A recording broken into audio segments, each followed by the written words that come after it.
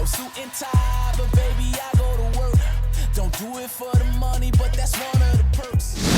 Oh my God, I love today's show. Well, of course you do, Ryan, you wrote it. Well, that's true, but I'm excited to cover this because it's something that all originators and all realtors face. And if you know me personally, you know I'm passionate about this topic. Damn, Ryan, aren't you passionate about everything? No, just about the important stuff. So here we go. Have you ever really sat down and figured out the cost of saying yes when you should have said no? I bet you haven't, but we are going to do that very thing today. Now, what the heck am I talking about? Well, let's just say as a realtor or a lender, you make about $100,000 a year. That's roughly $48 an hour. And if you make more or less, you can do the simple math by dividing your 2016 income by 2,080 yearly work hours and figure out your actual hourly income. In our example though, this person makes about $100,000 a year, which is about $48 an hour. So lenders, we will start with you. How many people have you pre-approved that you knew in your heart had a really low success rate at actually closing on a home? Oh, I'm sure no one ever, right? But let's just say that you did. It typically happens when you're slow and all of a sudden that 480 credit score with 17 job changes doesn't look so bad after all. So you roll up your sleeves, you run DU 73 times, and you get some sort of automated approval. So you're telling me there's a chance?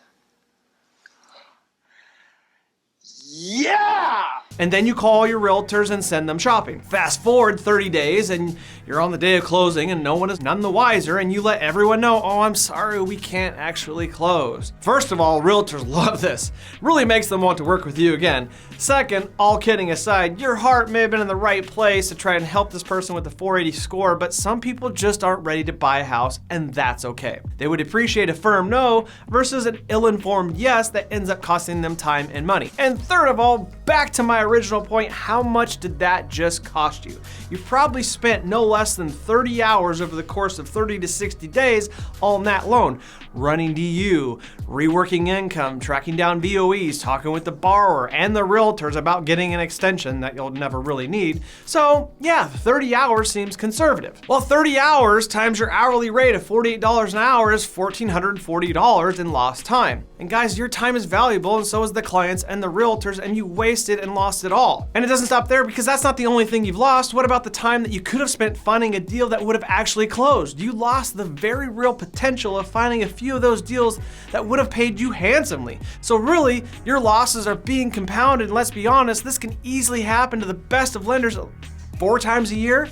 So now you're talking about the cost being in the tens of thousands of dollars, and realtors, you don't get off the hook either. It's actually worse for you guys because you have several more ways to lose here. Showing a buyer a home before they even pre-approved and then finding out they don't qualify, or taking overpriced listing that you know won't sell. That's a costly one right there. Showing 50 homes to a buyer when you know darn good and well which one they're gonna pick. You guys know what I'm talking about. We've all been there, even top producers. Let's be honest here, friends, it happens. I know it happens. I wanted to quantify it for you today though, so the next time the opportunity to say no happens, you think twice. And yes, I said opportunity to say no because it is an opportunity to respect yourself and your time to make a better decision. And this isn't about ignoring tough deals or not helping the person with low credit score.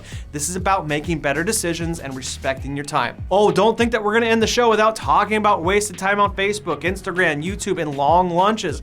Let's also be honest here and agree that on average, most people are at least wasting 1 hour a day to these distractions. Probably a lot more, but let's be conservative and say only an hour a day. Times 5 days a week, times 52 weeks a year, that's 260 wasted hours a year times $48 an hour.